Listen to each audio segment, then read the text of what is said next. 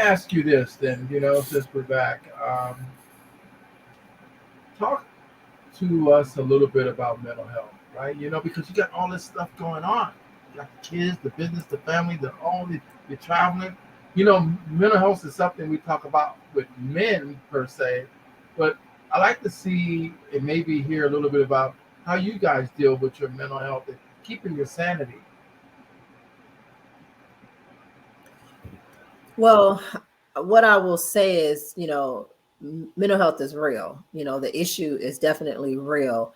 And to be able to identify it within yourself is key. And it's most important, because if you don't know that you have an issue, if you don't know that you're struggling or that you're going through depression, how minor or how big it is, it's not going to work. It's only going to get worse. So for me, I have to be able to release.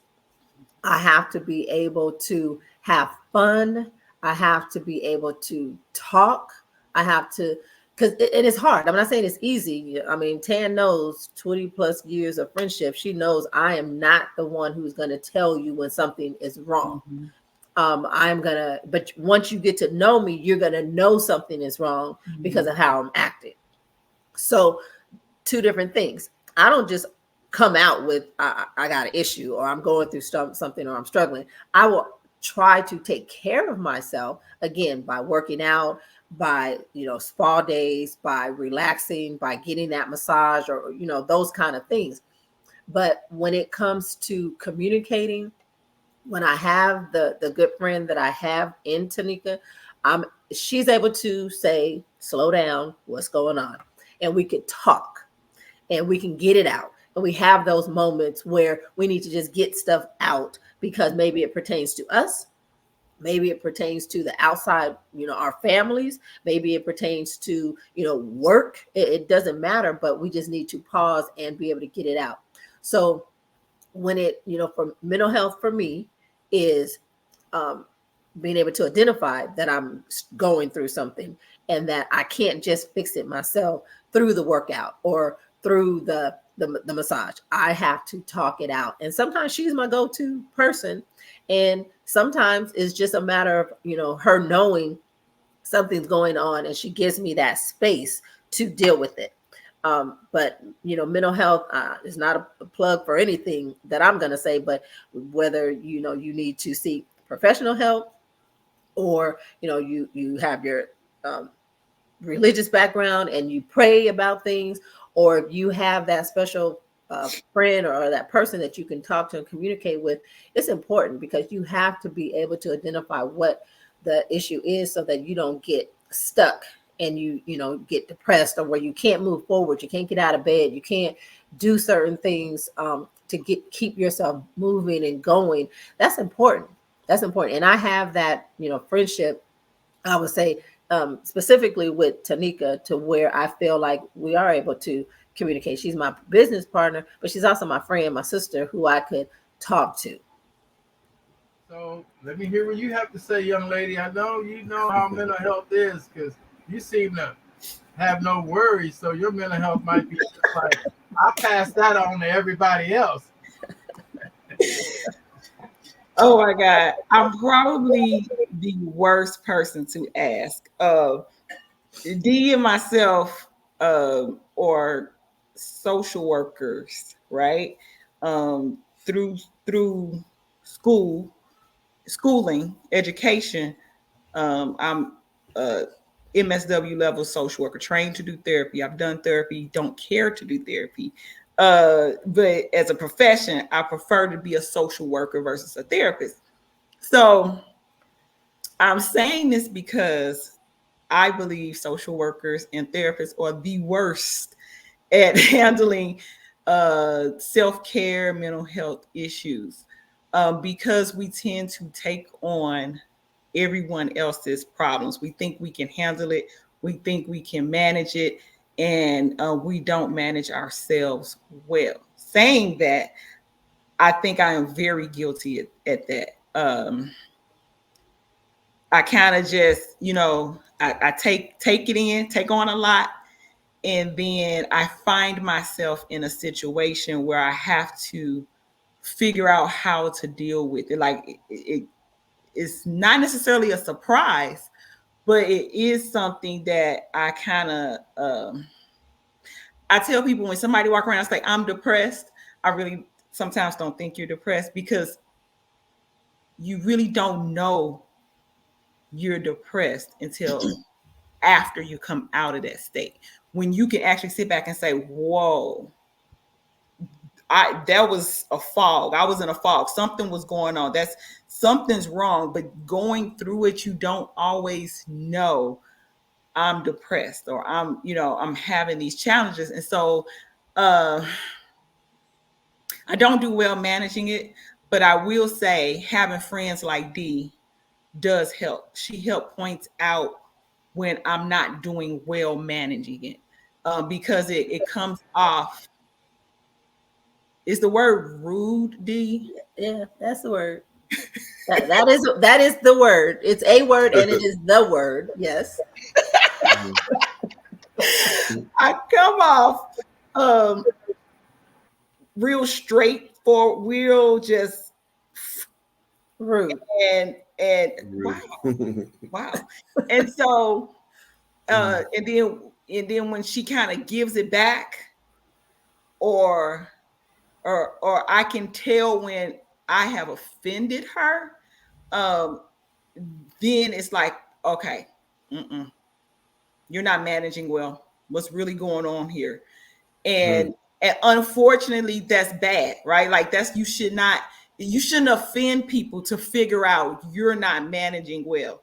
But I thank God that I do have a good friend like Dee. She's not the only friend that does this with me, but they know me well. They know my heart. They know my true intentions. And so she can take that moment and say, I don't like how you said that. What like, what's the problem? Or whatever the case, whatever she says, to help me think that through, like, okay, I'm not managing well. I need to take a step back and I need to figure this out. Whether that's go pray, whether that's, sometimes I get very manual, which anybody know me knows I don't believe in manual labor because I believe it starts with MAN. But I get let me go clean the car. Let me sweep out the garage. I start doing those things to get that negative energy out. And that's how I deal with it. But I agree with D 100%. You got to be able to get it out in a positive way. If that's talking to a friend, talking to a therapist, doing something, but you can't hold it in because it's going to bubble out negative. And I'll just add the one piece on there that, it does help. I mean, we haven't always been in this place where, right? We've been friends and over the years we've grown to be closer. But she is a friend that I haven't stopped being friends with because certain things happen. And we've been able to talk things through. And even as of recent, I want to say the last couple of months, where I noticed, we take on these things where I'm taking care of my mom. So I'm acting a kind of way. She's caring for Ann and doing things for Ann. She got a lot of things going on. I have a lot of things going on. We start butting heads over simple things. And it's because we're not communicating completely. We're just kind of lashing out because there's other stuff going on. Mm-hmm. And with that, and again, it was recent to where I had to, I pointed it out to her that she was coming across rude, but I understood it because I can be that way too. So I understood that it wasn't me, that it was something else. And I think, we're always growing together or becoming better friends, so that we can maintain and be better business partners. We were able to have that real conversation about, let me know when I'm doing this. Point this out when I'm doing this. Let me know when I'm acting this way. Because if you don't, then that resentment comes. I could be offended and I won't tell her, but I'll, take it off and I'll start acting a certain kind of way with her. And then the business goes awry because we're not working together anymore. So I think, there are lines that we don't cross, but there are levels of our friendship that we know now it is not personal. It is really, we're like family. I know her family, she knows my family, all this, we do family stuff together. We do trips together, all these different things outside of work. We do fun trips together. And it's like, if I can't talk to you and we can't identify these things to move forward, what are we really doing? So we definitely have taken the approach that we have to communicate with each other on a deeper level so that we can continue and grow in our friendship, our sisterhood, and our business. Well, you know what? As I listen to both of you guys, I know one person. I see why them two men are there, because you don't want to get her mad, because if she's talking about being rude, if she be rude to her friend, man, she mess around and tell me, they be out there changing tires right out there in the driveway, even when the tire ain't got a flat, just so they doing something to get out your way. Just so they doing something. I know. So I'm proud of you. I'm proud of this black woman. She's got it under control. Both of you guys are, understanding how to deal with mental health and how to make those things healthier and for yourself, so that you're not destroying the relationship or the business, which is very important. Which leads me into my question, and I'm going to pass it over to Razak after you guys answer this. And I want you to be able to just talk about business and your business to the young women out there, because one of the things that is important in this conversation we're having is that you guys are two black women that are in business, and you got people that are looking at you. You got young women that are looking at you whenever these places the schools you go to, these different events that are youth are coming to you. What is something you can say that can help them understand that? So where I would start with any young person is really, and it's hard when you're young because you really don't know what you know until you know it, and you really don't know what you will like 20 years from now. So, but I would say, find that thing that you have passion for. Find that thing that you like, that you love, that you enjoy, that, you think you might enjoy 5 years. Because, it's hard as a kid a youth to think further than 5 years, 10 years. I mean, sometimes a day in advance, right? But if they are interested in becoming business owners, or why would a person want to become a business owner? It is picking something that you enjoy and that you have passion for and that you want to spread and share with others. I would definitely encourage them to have that open mindset of that. Don't be so restricted or narrow in your thinking that you can't do multiple things. for a while, I was doing multiple things till I try to figure out what I wanted to do. You have to be open to the fact that you may not know what you want to do as a teenager, let alone, trying to figure it out when you're in college, right? Sometimes we pick different majors and we finally settle on one, and then you get out and you're not even working in that field that you got your degree in. That happens more times than not. But as a young person, really trying to figure out what you want, not what your friend wants, and even not even what your parents want, but it's what you want and what drives you, what gives you joy, what gives you that nice, good feeling on the inside. That's and encourage them to follow that. A lot of times we don't encourage our youth to follow their dream or follow their talent. And it's not, not just, oh, I just like to do this. No, you have to be intentional on how much you practice, how much you put into it, how much time you devote into whatever it is, whether it's your talent in sports, talent in business. I can't wake up tomorrow and say, oh, it's time to go on this trip. It takes weeks of preparation of getting our product together to take on these trips. So it is, you got to have time, you got to put that energy into it, and you want to put that time and energy into something that you enjoy, not something that you're dreading and that you're hating and that you're not liking. You got to put it into something that you enjoy.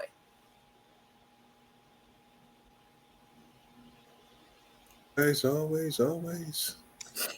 I would say I agree with D 100%. I always, when young people, I do a lot of interns. I supervise interns, and I talk to them about knowing their purpose. It's cute to say I want to be a social worker, but is that really your purpose in life? Is that what you really should do? And so when you're talking about an entrepreneur, a young person who wants to be an entrepreneur, what is your purpose?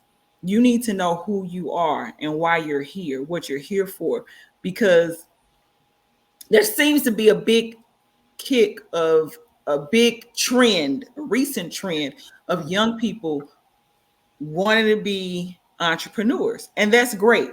I think that's something I can support. Yes, if you want to be an entrepreneur, you want to do that. But is that really your purpose? Is that really your passion? Is that really what you want to do? Or are you on this kick because sometimes people hear things and you don't want to be on a plantation? You don't want to work for, this, that, and the other. Is this really what you want to do? The next thing is do your research. Do your research. Figure out how to make it happen. Figure out what it's going to cost to make it happen.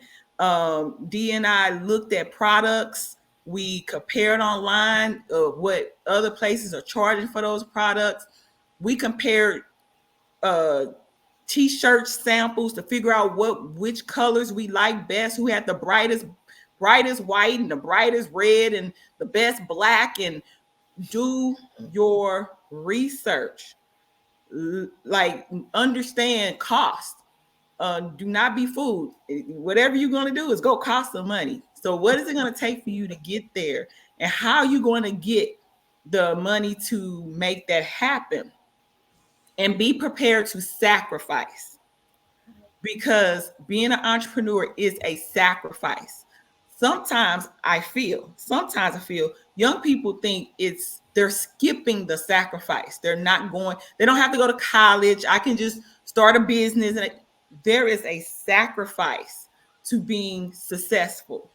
You hear stories all the time. Many business owners, like successful, I'm talking millionaires, will say that, some of them will say, I was living in my car, before I got to this point in my life.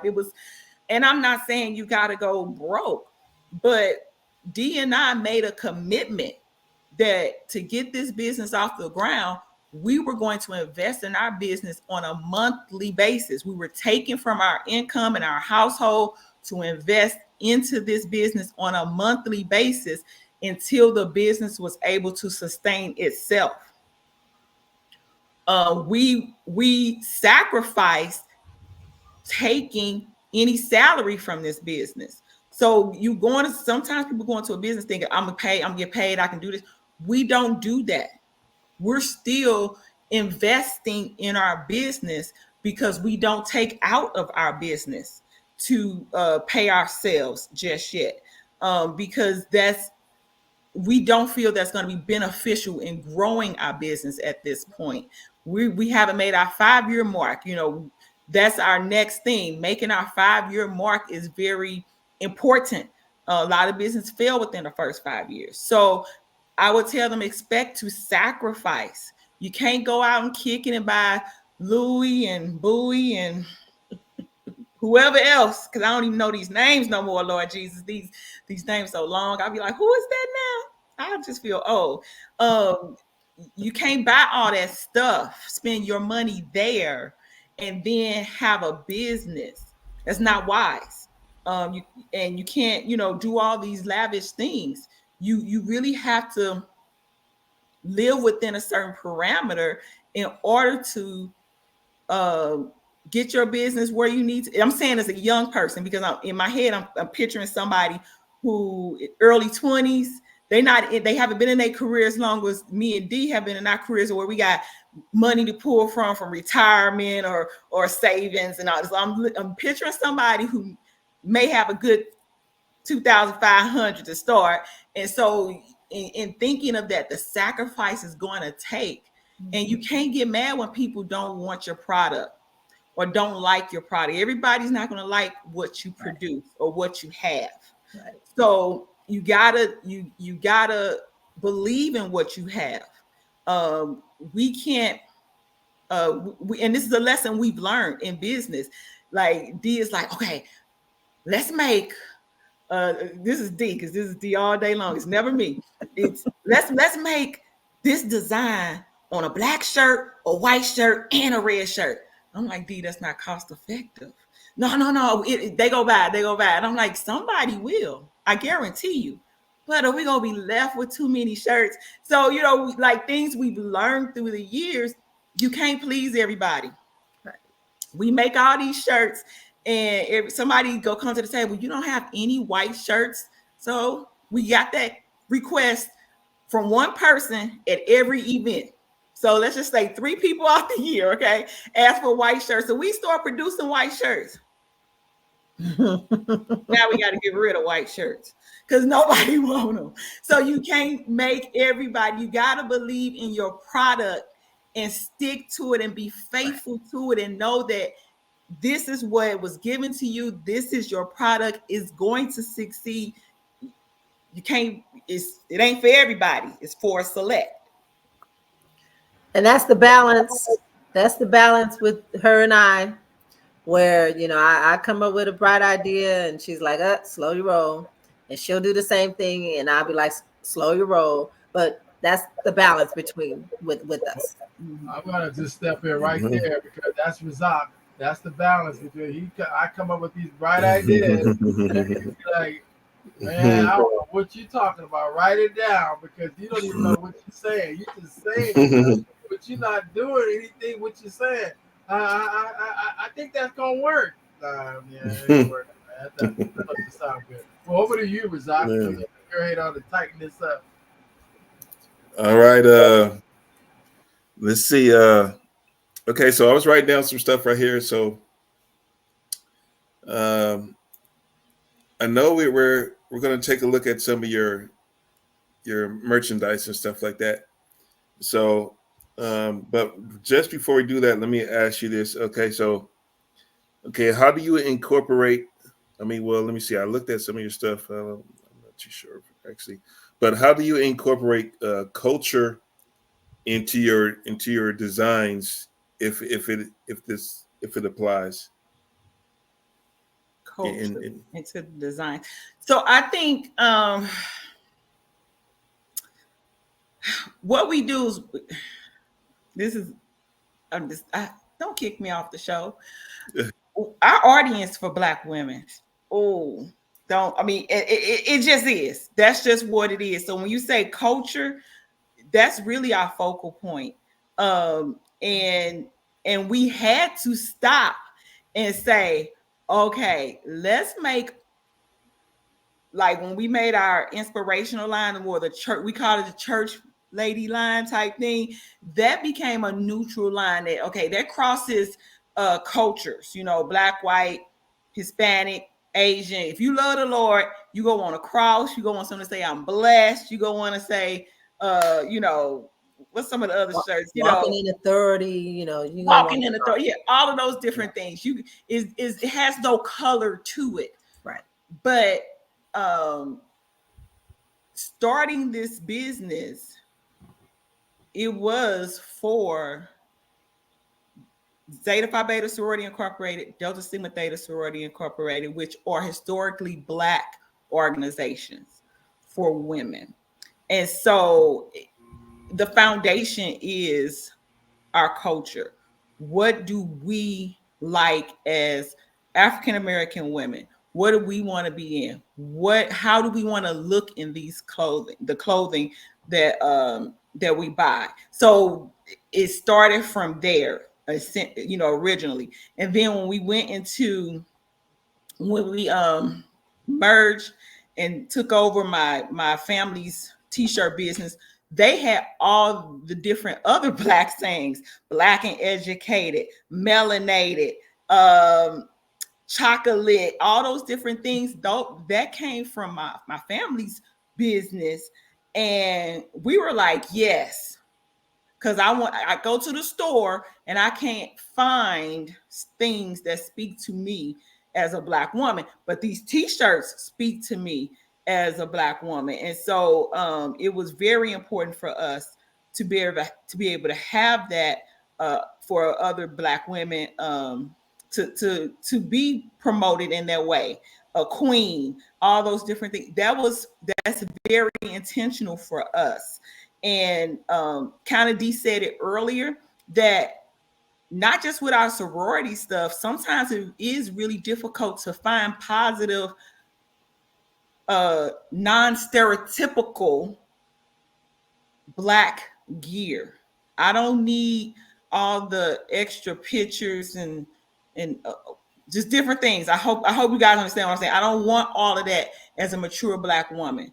I'm okay with having, you know, my melanin is great, or what is melanin magic? Melanin worth millions. That's what our t-shirt says. Right. That's something I want to wear, and people say, "What is that?"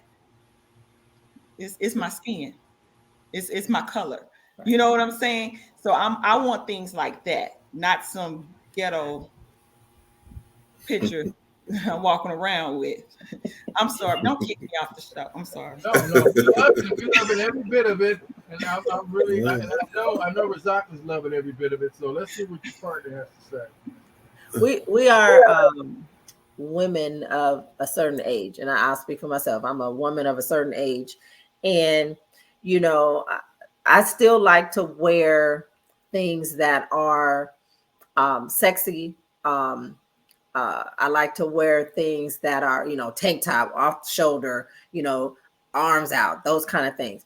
But our audience, who we need to look at, our audience sometimes are mature, seasoned, wise women. Yes, we have the collegiate, we have the 20, the young 30s, but you know, we have a mature following. I feel we have a mature following, mm-hmm. and the mature followings are the ones that's going to spend the money for our merchandise when we're at these events, the majority of the time.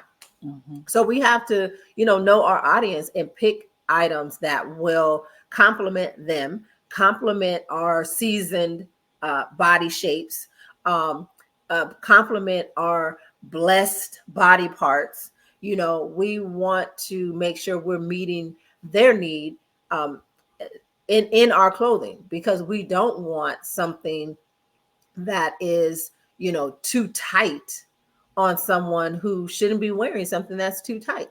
So we look at all of those things when we are picking our merchandise and picking what we want to represent our company. And sometimes that, we pick styles based on what the affirmations are saying. Now, when you're going to the sororities, and when you guys are now out of the sorority and you're still, tied into it, when you guys look at the music, the media representation of Black women, the provocative clothes. I know you said sexy, mature sexy, but when you see the videos, the way they're displayed, the way it seems like they have to be more. I don't know. I guess the only thing I can think of is provocative. Nasty. In order to get ahead, it seems like, or be seen. Is there a I guess a representation of when you style your clothes and when you market them for how they're wearing them, or do you concern yourself with that? Mm-hmm. For sure. Sometimes I don't think it's an argument, but sometimes we do go back and forth about we have a certain style shirt and it's a small, medium, large, maybe extra large. And D is say, well, should we get this in a plus size? I'm like, no, this shirt don't belong in a plus size. I mean, it's like, I don't want to just produce items just for people to buy, just in your body to buy, and it looks great on small, medium, large, but when you get to 1X, 2X, 3X, it looks sloppy or it looks horrible. My merchandise then looks horrible, honestly. So we definitely look at some of that. Some things we will not buy in plus size. Some things we won't buy in smaller sizes for other reasons. So it just depends on what the shirt is, the style of shirt or item, and then like I think D also pointed out, we wear all our items at our conventions and things. You will see us in it. We will model it so that people can see how it's supposed to look, so that if you buy it, and we let people try on some of our items as well. We'll say go in the bathroom and come back. See if you like how it fits on you, because some things is just cut like that. I don't know if you have any pictures of when you get to the pictures about the dress we were selling. It wasn't for everybody. That was a kind of a certain cut, and we were okay with that.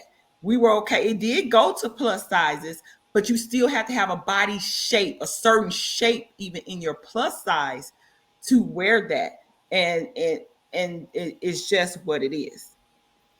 And we have a certain, for individually, us, Tan and I, we have a standard of class, and we have a standard that we want to represent in our merchandise. So when we're looking at stuff, we're not going to get the more revealing clothing. We're going to get things that look sexy, classy for the younger individuals, as well as the classy, sexy for the mature woman. So we're in that part, we're never concerned with how we are going to our standards are going to be represented in our merchandise. Yes, we talk about the sizes and should we do this size or not. Yes, we have those as a business conversation. Yes, but we are always, because we are representing our prospective sororities, we have standards, and we are not going to allow ourselves or others look crazy wearing our merchandise, because we don't want them looking crazy, period. Okay. And now with that, let's go check out the merchandise. And it'll be specifically, I believe, some Zeta product that we've had. Mm-hmm.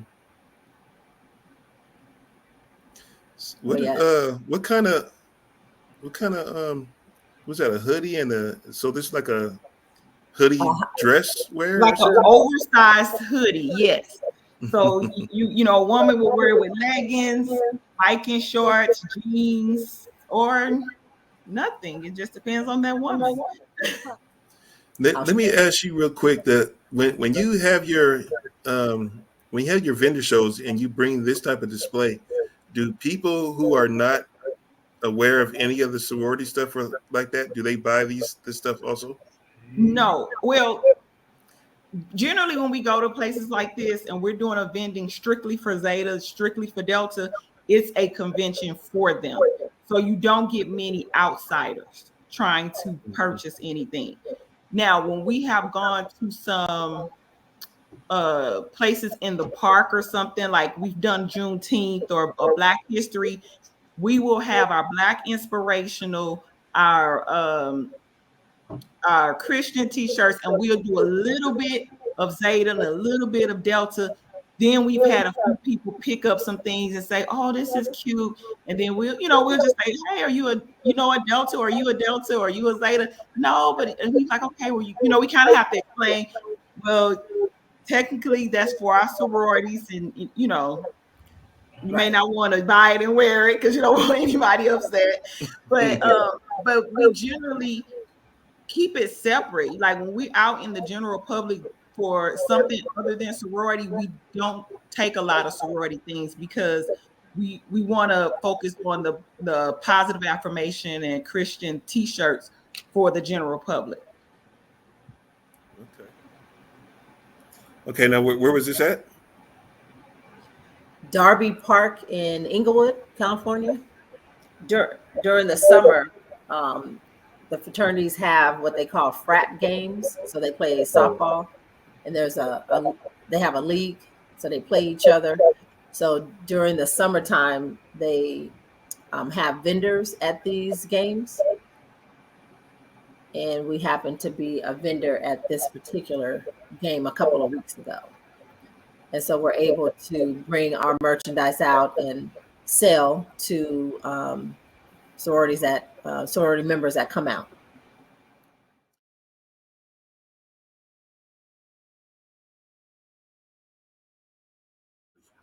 So the sorority that I'm a part of is Delta Sigma Theta Sorority Incorporated.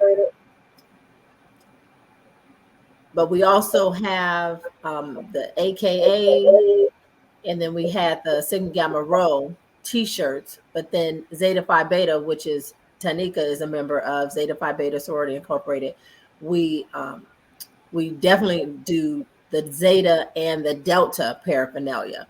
For this particular game, we created the other two shirts for the other two sororities. Okay. But our primary focus is Delta Sigma Theta and Zeta Phi Beta.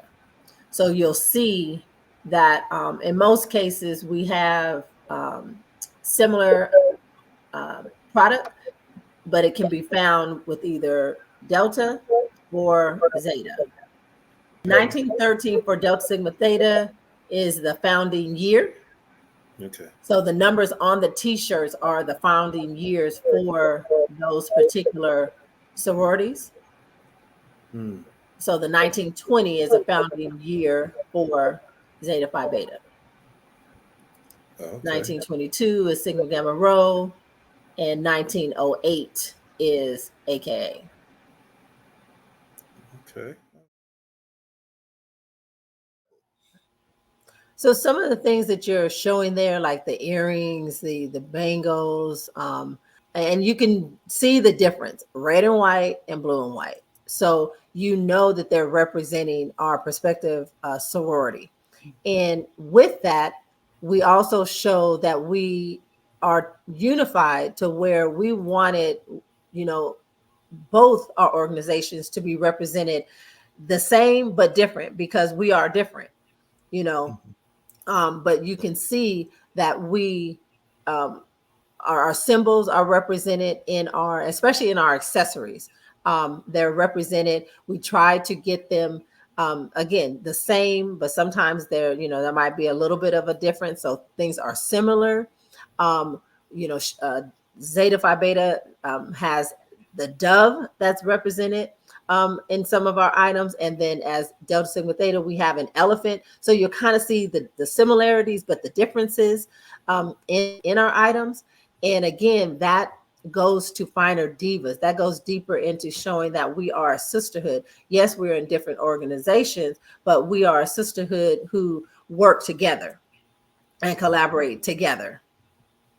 And, we have different, sayings that we use prospectively. So when you see them, if you're in that sorority, you know what it is, you know what it represents, you know what it means.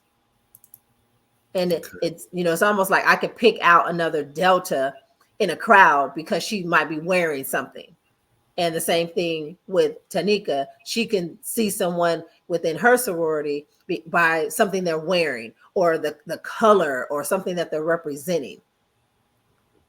So again, like this T-shirt here is one of our staple shirts. It's a diva thing. It's a diva for me. And then for Zeta, it's the finer for me.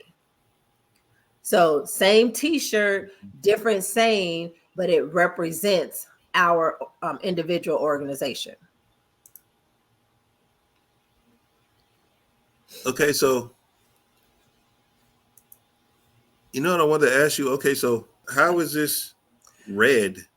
It's a Greek letters Delta.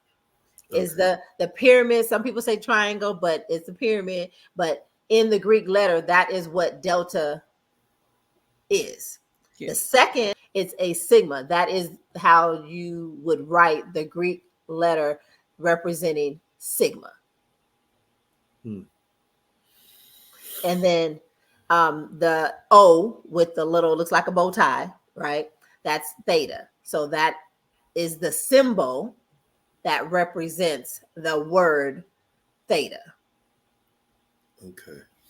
So when you put it all together, it says Delta Sigma Theta.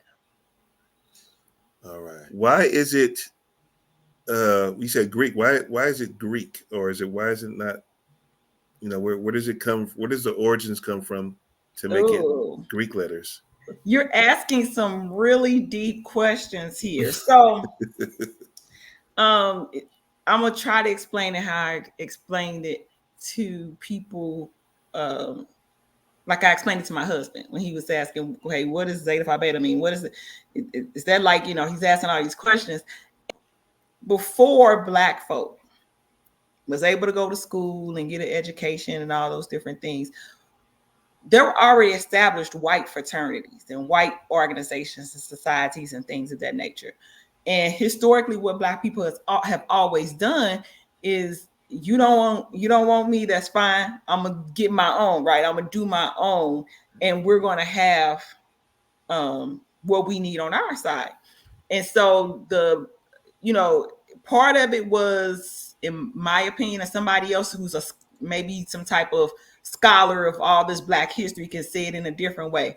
My understanding of it is, when we developed our organizations, part of it was emulation, right? We're saying, y'all have Greek organizations, we can have Greek organizations.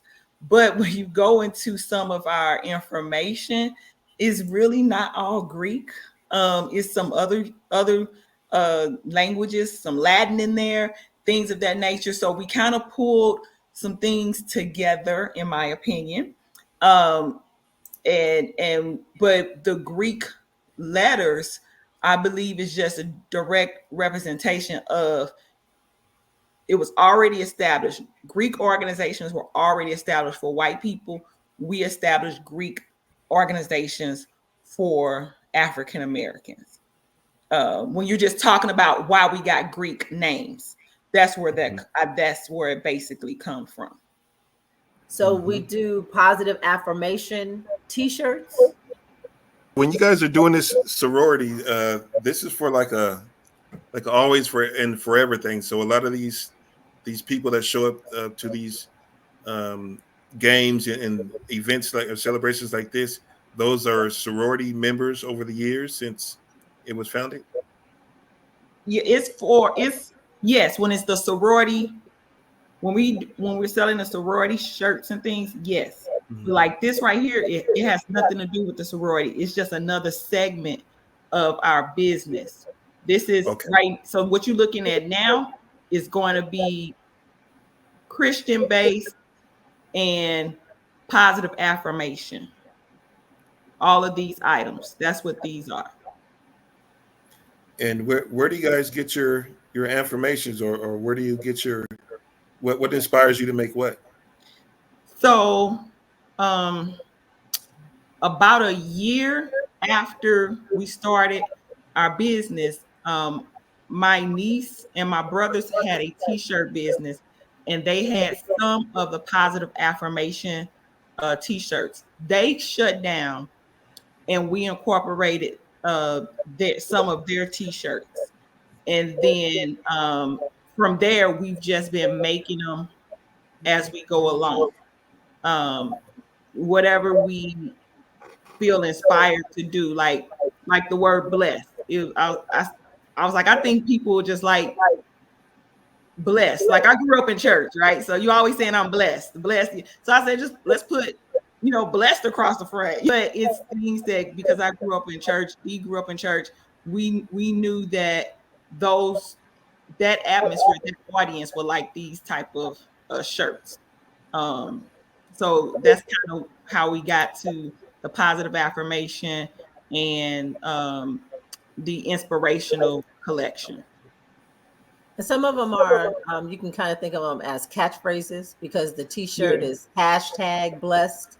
Mm-hmm. That became very popular when this, whole social media blew up during 2020, right? Everybody's doing social media hashtag and stuff.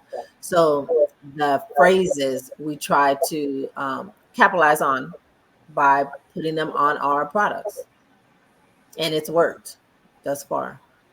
Yes. And so there you'll see some of our Black History and Juneteenth. Well, you might see more Juneteenth on here, but Juneteenth type shirts. They will say Queen, or they'll have Black and Educated. We have some of Black on Black vibes, legalized being Black, those type of shirts that we sell at either a Juneteenth or Black History event. We have some that says I am Black History, things like that. Unapologetically Black. So we've grown. Each year we've added something. So that's how we were able to incorporate the Black History and Juneteenth, and then as well as the positive affirmation when we started doing some of the religious type conventions or women conventions. That's how we started those products.